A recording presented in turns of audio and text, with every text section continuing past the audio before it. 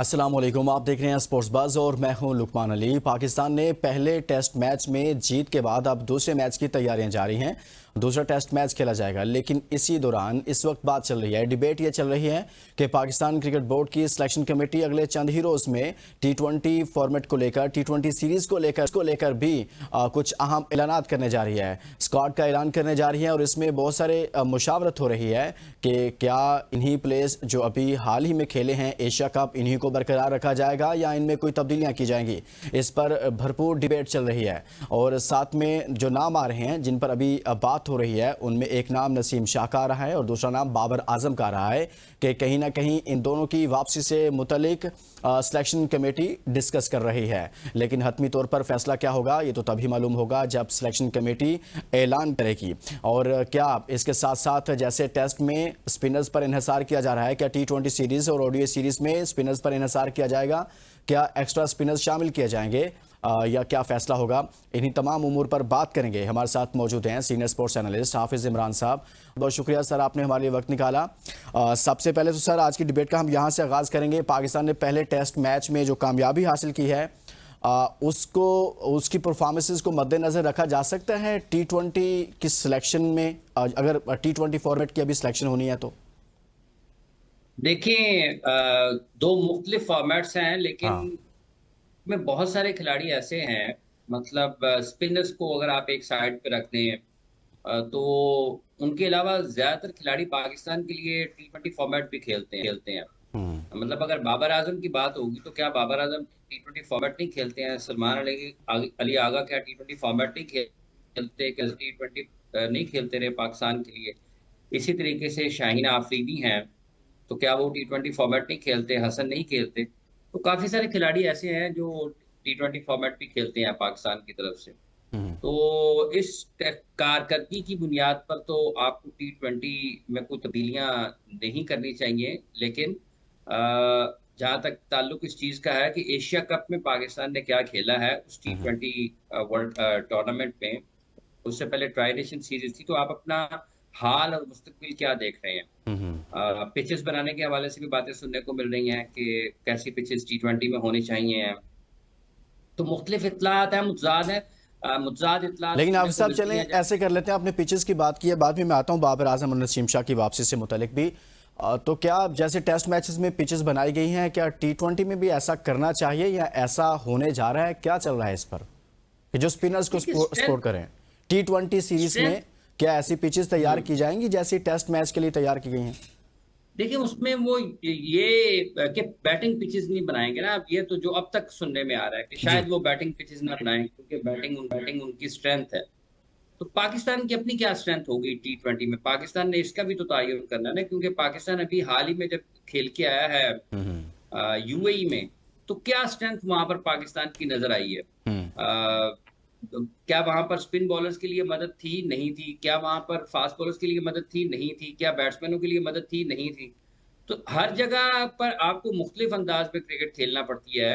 आपके पास skilled player होने चाहिए ऐसे, हम्म। जो ऑल थ्री फॉर्मेट्स में हर तरह की कंडीशंस में जिनकी अडेप्टेबिलिटी हो, जिनकी कंडीशंस से और जिनकी स्किल लेवल इस मायार का हो कि वो हर जगह पर आपके लिए काम कर सके। जी जी।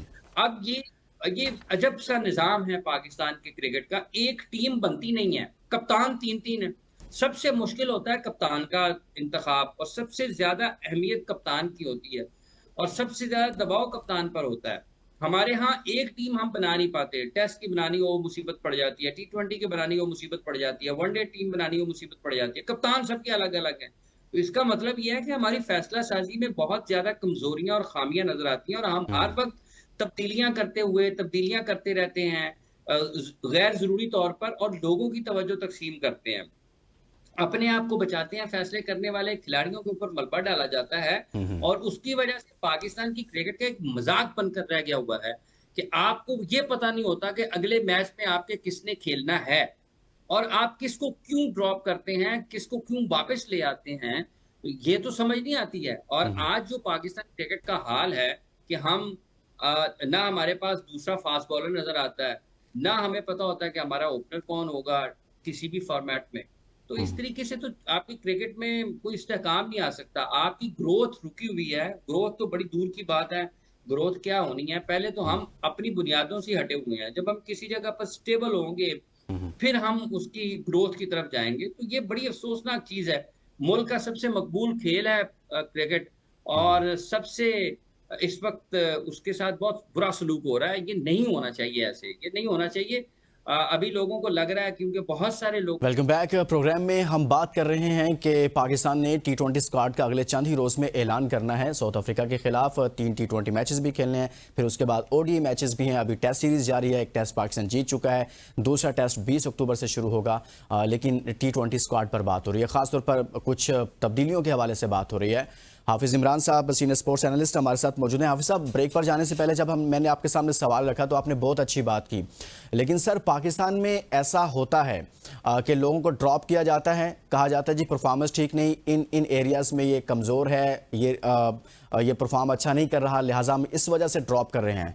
लेकिन हम देखते आ रहे हैं कि फिर वो खिलाड़ी कहीं पर परफॉर्म भी नहीं करता, ना कोई ट्रॉफी खेलता है, ना डोमेस्टिक खेलता है, और 2-3 माह वो सैर सपाटे करता है। इवन के 2-2 साल भी कुछ प्लेयर्स ऐसे ड्रॉप हुए कि 2-2 साल भी वो कहीं पर परफॉर्म नहीं कर पाते, घर बैठे होते हैं, अचानक से सिलेक्शन कमेटी के जो स्क्वाड होता है उसमें उनका नाम आ जाता है। ऐसा कहीं और भी होता है या सिर्फ पाकिस्तान में ही होता है कि आप ड्रॉप होते हैं किसी वजह से, आप मज़े करते हैं 2-3 माह, 1-2 बार जिम गए, इधर उधर गए, वीडियोज़ बना दी, बस ठीक है काफ़ी है सर, ये कहीं और भी होता है सर इस तरह से इन आउट?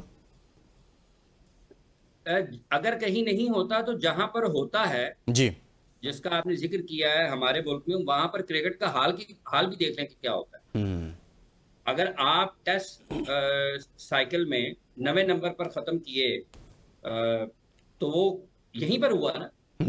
क्यों दुनिया की और टीमें, क्यों इंग्लैंड 9वें नंबर पर नहीं है, क्यों ऑस्ट्रेलिया 9वें नंबर पर नहीं आता, क्यों न्यूजीलैंड और इंग्लैंड 9वें नंबर पर नहीं आते WTC में, क्यों साउथ अफ्रीका 9वें नंबर पर नहीं आता, क्यों दुनिया की पाकिस्तान कोई 7वें 8वें नंबर की टीम तो नहीं है ना दुनिया में। पाकिस्तान को तो होना चाहिए टॉप 3 में, हमेशा से रही है पाकिस्तान की टीम, दुनिया की 3 बेहतरीन टीमों में उसका शुमार होता रहा है। तो अगर आज ये हालात हैं तो उसकी वजह यही है जो आपका सवाल है जी। जब आप मसलियत का शिकार हुए, आपने मफादात के ऊपर इंतखाब किया और फैसले किए, तो उसमें फिर क्रिकेट तबाह होती है। जब आप मेरिट की धज्जियां बखेरेंगे, आप मनपसंद लोगों को और मंजूर नजर अफराद को टीम का हिस्सा बनाएंगे बगैर किसी कारकर्दगी की बुनियाद के, तो फिर आपकी क्रिकेट तबाह होगी। आप 7वें 8वें नंबर पर नजर आएंगे, आप UAE ओमान के खिलाफ जीतकर खुश होंगे, आप अफगानिस्तान के खिलाफ जीतकर खुश होंगे। तो यही वो वजह है जिस पर पाकिस्तान में लोग बात नहीं करते हैं उस अंदाज में जैसे होनी चाहिए, या तवज्जो उतनी नहीं दी जाती जिसकी जितनी तवज्जो की ये क्रिकेट को जरूरत है। इसलिए आप शादाब खान कैसे आ गए थे पाकिस्तान की टीम में वाइस कैप्टन बनकर, तो बता दें। अब अगर बाबर आजम आते हैं तो बता दें कैसे आ जाएंगे। नवाज भी आपके सामने है, कैसे आ गए थे, ठीक है। और उनकी परफॉर्मेंसेस हर बड़े मैच में, मतलब वो कोच ने कहा कि दुनिया के बेहतरीन स्पिनर हैं। तो जो पाकिस्तान ने एशिया कप में मैचेस खेले हैं जहां पर किसी भी दुनिया के बेहतरीन स्पिनर को गेंद करनी चाहिए थी, तो उन्होंने की नहीं है। तो वो कौन सी दुनिया का बेहतरीन स्पिनर है जो दुनिया की बेहतरीन टीम के खिलाफ उसके मैच में अपनी टीम का हिस्सा हो और उसको गेंद ही उसके हाथ में ना हो? तो कहाँ कोई ना कोई तो है ना गलत, या तो कोच गलत है, या फिर वो जिसके बारे में बात कर रहा है वो गलत है, या फिर जो लोग उसको मुबारकबादें दे रहे थे विकेटें लेने पर वो गलत है। कि आपने जीतना किनके खिलाफ है, आपका हदफ क्या है? क्या आपका हदफ UAE ओमान अफगानिस्तान है, या फिर आपका हदफ ऑस्ट्रेलिया है, इंडिया है, इंग्लैंड है, न्यूजीलैंड है, साउथ अफ्रीका है? तो ये लोगों की फिक्री सतह खेल के बारे में ये बुलंद करने की जरूरत है। और ये जो फैन बेस है ना, 8-10 वर्षों में जो इस तबाही हुई है इस फैन बेस की बुनियाद पर, ये सारे के सारे, और उसमें बहुत सारे लोग और भी मौजूद हैं, लिखने वाले, बोलने वाले और बात वो किस चीज की मुबारकबादें देते हैं यार आप लोगों को? आपका काम मुबारकबाद देना है, आपका काम है काम करना, लोगों को बताएं क्या गलत हो रहा है क्या दुरुस्त हो रहा है। और उसके लिए पहले आपको ये अंदाजा होना चाहिए कि दुरुस्त और सही है क्या, गलत और सही दुरुस्त है क्या। उसके लिए आपको मैचेस देखना पड़ेंगे, उसके लिए आपको खेल की समझ बूझ का होना जरूरी है। सर टाइम नहीं है ना, मसरूफ तरीन शख्सियात हैं सर, कैसे टाइम निकालें? जी लुकमान साहब, पाकिस्तान का नए बॉल का बॉलिंग पेयर क्या है पाकिस्तान का बॉलिंग पेयर? तो बता दे कोई। आप UAE में खेलते हैं, आपका शाहीन के साथ कोई और बॉल कर रहा होता है, आप पाकिस्तान में आके टेस्ट मैच खेलते हैं, आपके साथ कोई और गेंदबाजी कर रहा होता है। एक अरसे तक एंड्रयू क्या उनका नाम है, जेम्स एंडरसन और स्टुअर्ट ब्रॉड अपनी टीम के लिए नया गेंद करते बिल्कुल, रहे, ठीक बहुत है। लंबा अरसा। इसी तरीके से इंडिया में आपको देखते हैं तो आपको जसप्रीत बुमराह के साथ शामी नजर आ जाएंगे, या उनके साथ सिराज नजर आ दूसरे जाता। पास, ठीक है। आपको पता होगा ना यार आपका बॉलिंग पेयर कौन सा है। आप ऑस्ट्रेलिया में देख लें, आप साउथ अफ्रीका में देख लें, आपको हर जगह पर पता होगा यार हमारा नए बॉल का बॉलिंग पेयर कौन सा है। हम कौन सी क्रिकेट करवा रहे हैं जिसमें आपको पता ही नहीं है कि फास्ट बॉलर के साथ नया बॉल किसने दूसरी जगह से करना है। सर यही इसी में से सवाल है इमरान भाई कि देखें, अभी आपने बहुत दुरुस्त बात की है। आप बॉलिंग की शाहीन शाह अपनी जगह पर मौजूद है, उसकी अच्छी परफॉर्मेंसेस भी मौजूद हैं, बहुत सारी उस पर तनकीद हुई, बहुत सारी बातें भी हुई उस पर, लेकिन उसके बावजूद उसने हमेशा परफॉर्मेंस के साथ ही जवाब दिया है। अभी कहा जा रहा है कि जी नसीम शाह को वापस लाया जाएगा, क्या हारिस रऊफ को ड्रॉप करके नसीम शाह को वापस लाया जाएगा? तो नसीम शाह भी तो समझ से बाहर है ना कि कैसे ड्रॉप किया, कैसे उनको फिर अब वापस लाया जाएगा, उन्होंने कहां पर परफॉर्म किया है अगर ऐसा होता है? देखिए जनाब बात यह है कि अगर आप हारिस रऊफ को ड्रॉप करेंगे और नसीम शाह को लाएंगे, पहली बात कि दो मुख्तलिफ बॉलर हैं, ठीक है। दूसरी बात यह है कि आप जो बॉलिंग करेगा उसी को रन होंगे ना। हारिस रऊफ ने बॉलिंग की तो रन हुए, नवाज ने बॉलिंग नहीं की उसको रन नहीं हुए, तो नवाज किस बुनियाद पर टीम का हिस्सा होंगे? कि जो बंदा बड़े मैचेस में बॉलिंग ही नहीं कर सकता, आप उसको क्यों टीम में खिलाएंगे? हारिस रऊफ ने तो बॉलिंग करके रन खाए हैं ना, तो उसको करा लेते, जिसको आप दुनिया का बेहतरीन स्पिनर कह रहे थे। उसने क्यों नहीं गेंदबाजी की? हर फंसे हुए मैच में उसने गेंदबाजी नहीं की इस एशिया कप में। और हारिस रऊफ आपके आते हैं, नया बॉल तो वो नहीं करते, वो तो आते हैं मिडिल ओवर्स में आपके लिए गेंदबाजी करने के लिए। सवाल यह है कि आपने नसीम शाह को क्यों ड्रॉप किया?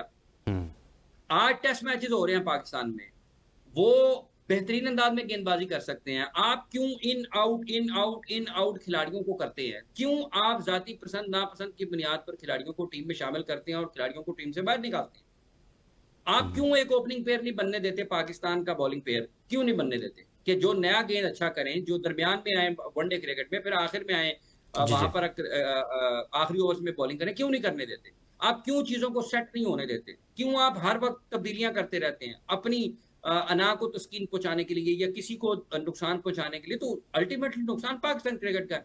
जो लोग फैसले कर रहे हैं उनको ये पता होना चाहिए यार कि हाफिज साहब, अपनी पाकिस्तान, नौकरियां भी तो बचानी है ना सर, अपनी नौकरियां बचानी है या लोगों फिर को। ना नौकरियां बचा लें, या हाँ। नौकरियां बचा लें या पाकिस्तान की क्रिकेट को बचा लें, ठीक है। नहीं, हमें नौकरियों तो की जरूरत नहीं है इस वक्त। हमें तो ये पाकिस्तान के 24 करोड़ लोगों को, इस मुल्क के जो 24 करोड़ लोगों में से अक्सरियत इस खेल को पसंद करती है, उनकी ख्वाहिश यही है कि उनके मुल्क की टीम जब बैन अल-अक़वामी सतह पर जाए तो उसका झंडा सर बुलंद हो, सही। खिलाड़ियों के सर फख्र से बुलंद हो, उनकी गर्दनें झुकी हुई ना हो, वो आंखें झुकाकर ग्राउंड से बाहर ना निकलें।